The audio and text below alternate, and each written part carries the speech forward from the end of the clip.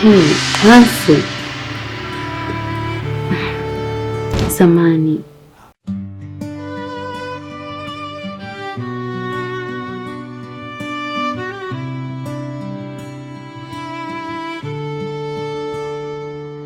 I love you.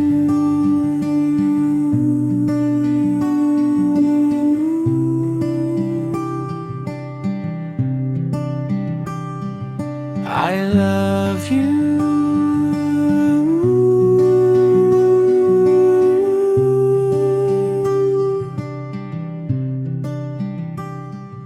I love you. Mbona una haraka mume wangu? Leo ni siku yetu. Najua ni muda mrefu sana hatuja pamoja, ila naamini leo utafurahi. Hey, Hansi. Samani.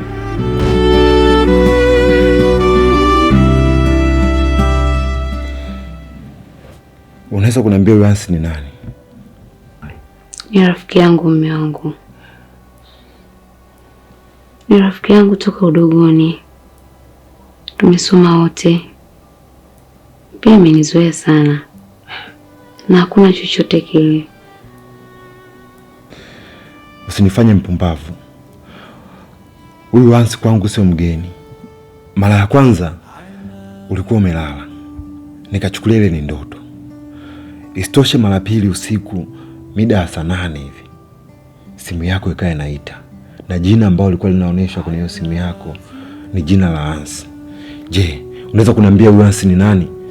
Babe, naomba nielewe. Hansi ni rafiki yangu na hakuna chochote kile. Sina mwanamume zaidi yako, naomba unielewe mume wangu. Kuanzia leo hautusikia tena hilo jina humu ndani. Na nitamwambia pia kama mume wangu pia hataki mazoea. Naomba unielewe mume wangu. Unajua nakupenda.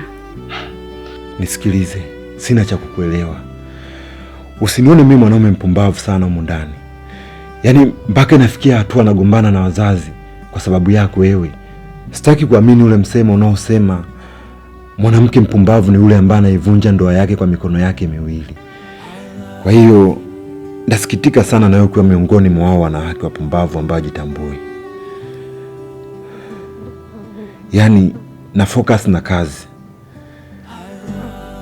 Isitoshe na kuhudumia vizuri, na kujali, na kila huduma unayohitaji. Lakini unaniona mimi mpumbavu?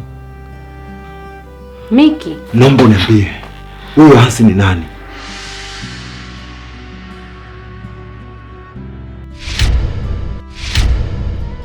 Nilikupa moyo wangu bila dhamana, nikakupa ndoto zangu bila akiba,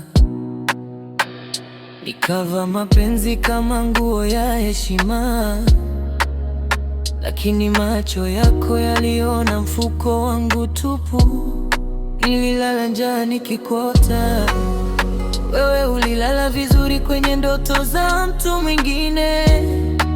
Ukasema maisha ni magumu, lakini ukaondoka bila hata kuangalia nyuma.